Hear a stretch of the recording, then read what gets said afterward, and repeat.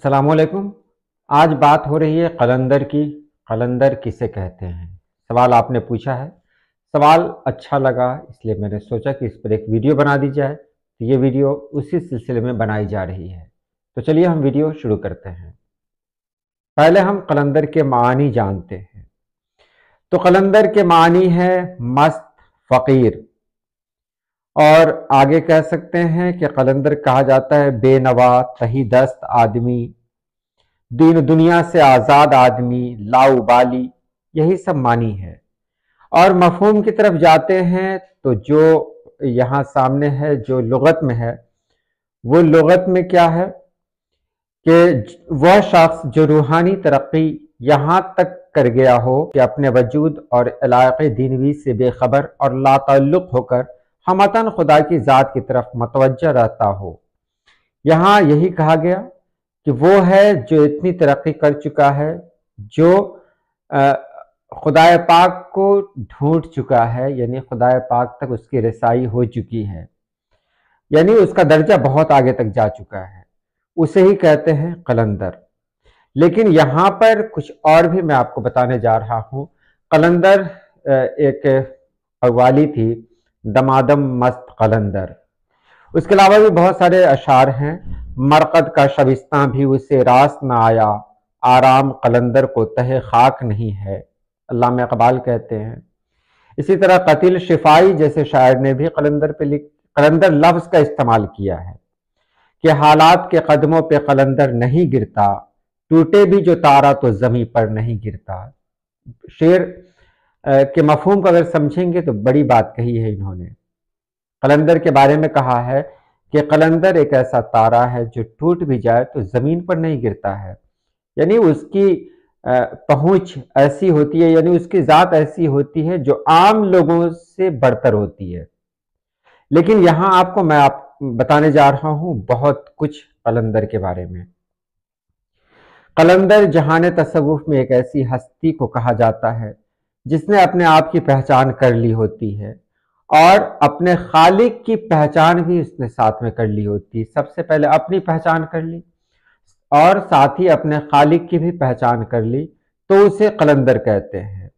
اور وہ اپنے نفس پر ایسی قدرت حاصل کر لیتا ہے کہ وہ اپنے مطابق اپنے نفس کو نچاتا ہے۔ ہم سبھی لوگ جو اپنے نفس کے غلام ہیں، نفس نے یہ کہا تو ہم نے اسے پورا کیا، نفس نے یہ کہا تو ہم نے اسے پورا کیا۔ لیکن قلندر ہے، قلندر نفس کی بات نہیں مانتے، قلندر کنٹرول کر لیتے ہیں نفس کو، کہ قلندر جو چاہیں گے نفس کو وہ کرنا پڑے گا۔ بس یہی فرق ہے کہ جس نے اپنے آپ پر فتح حاصل کر لی، جس نے اپنی نفس پہ فتح حاصل کر لی، اسے قلندر کہتے ہیں۔ اہل تصوف کے ہاں قلندر سے جو مراد لیا جاتا ہے وہ ہے اپنی مستی میں مست رہنے والا۔ اپنی مستی میں اسے دنیا کی کوئی فکر نہیں رہتی ہے، وہ دنیا کو بالکل ایک مشت غبار سمجھتا ہے، یعنی مطلب بیکار کی ایک چیز۔ وہ دنیا کے اندر نہیں رہتا ہے، وہ دنیا کو باہر سے دیکھتا ہے۔ قلندر وہ ہوتا ہے جو دنیا کی حقیقت کو پہچان چکا ہوتا ہے، اور اسے فنا اور بقا کی ایسی پہچان ہو جاتی ہے کہ وہ فنا کے دائرے سے نکل کر بقا کے حدود میں داخل ہو جاتا ہے۔ وہ قلندر ہوتا ہے۔ قلندر وہ نہیں ہے جس کا پہناوا الگ ہو، جس کے بال بڑے ہوں، جس کی زبان پہ نامانوس الفاظ آ رہے ہوں، یا وہ کوئی خاص کردار ادا کر رہا ہو، ایکٹنگ کر رہا ہو۔ وہ سب قلندر نہیں ہے جو آج کل عام طور پر دیکھنے کو مل رہے ہیں، ایسے لوگ، وہ قلندر نہیں ہے۔ قلندر تو وہ ہے جو دنیا کے سامنے ہاتھ نہیں پھیلاتا، اسے اپنے خالق پہ اتنا یقین ہوتا ہے کہ وہ جانتا ہے کہ اس کی ضرورت کو اگر کوئی پوری کر سکتا ہے تو وہ ذات پاک صرف اللہ پاک کی ہے۔ تو وہ قلندر مست رہتا ہے کیونکہ وہ جانتا ہے کہ جس نے اسے پیدا کیا ہے وہ اسے رزق بھی دے گا۔ وہ قلندر اپنی کسی بھی چیز کی فکر نہیں کرتا ہے، وہ جانتا ہے کہ جس نے پیدا کیا اگر وہ عزت دینا چاہے تو عزت ملے گی، اگر وہ ذلیل کرنا چاہے تو پھر دنیا کی کوئی طاقت اسے عزت نہیں دے پائے گی۔ یہی قلندر ہوتے ہیں۔ قلندر کا جو مزاج ہوتا ہے وہ مزاج ایسا ہوتا ہے جیسے ہم کسی مرغی کو دیکھ لیتے ہیں، مرغی جو ہم لوگ کے علاقے میں پائی جاتی ہے، تو مرغی کیا کرتی ہے؟ مرغی کو اگر ہم کھانے کو دیں یا پینے کے لیے کچھ دیں تو جتنا کھانا ہوگا وہ کھا لے گی اور باقی کو گرا دیتی ہے۔ وہ کیوں گرا دیتی ہے؟ کیونکہ اس کی فطرت بھی قلندر جیسی ہوتی ہے، اسے اپنے رازق پہ اتنا یقین ہوتا ہے کہ وہ رازق جس نے اس کو وہ خالق جس نے اس کو پیدا کیا ہے وہ رازق بھی ہے، اور وہ اگر رازق ہے تو رزق دے گا ہی۔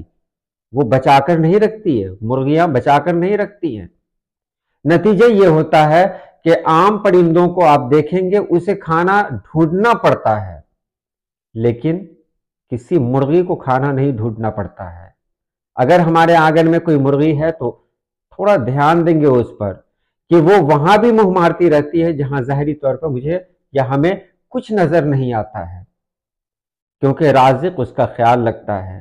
تو قلندر بھی اس حد تک پہنچ چکا ہوتا ہے کہ وہ اللہ کو سمجھ چکا ہوتا ہے، وہ اپنی ذات کو اللہ کے حوالے کر چکا ہوتا ہے اور کہتا ہے کہ اب میں نہیں رہا۔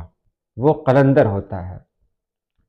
تو قلندر اپنے نفس پہ جس کو کنٹرول ہو جائے، قابو ہو جائے، قلندر کی سب سے بڑی پہچان جو ہوتی ہے وہ یہی ہوتی ہے۔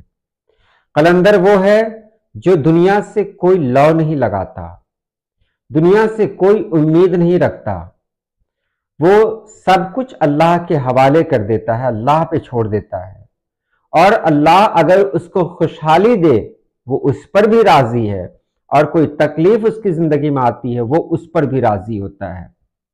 قلندر کی زبان پہ شکایت نہیں ہوتی، قلندر کی زبان پہ کبھی کسی کمی کا احساس نہیں ہوتا، کیونکہ وہ اپنی دنیا میں مست رہتا ہے، وہ اپنی ایک ایسی دنیا بناتا ہے جو اس دنیا سے بالکل الگ ہوتی ہے، جو خیالی دنیا ہوتی ہے، اور وہ خیالی دنیا ایک ایسی دنیا ہوتی ہے جہاں قلندر ہوتا ہے اور خدائے پاک کی ذات ہوتی ہے۔ تو یہ قلندر کی ایک پہچان ہوئی۔ امید ہے آپ نے سمجھ لیا ہوگا۔ تو آج کے لیے اتنا ہی۔ اللہ پاک آپ سبھی لوگوں کو خوش رکھے، آباد رکھے۔ اللہ حافظ۔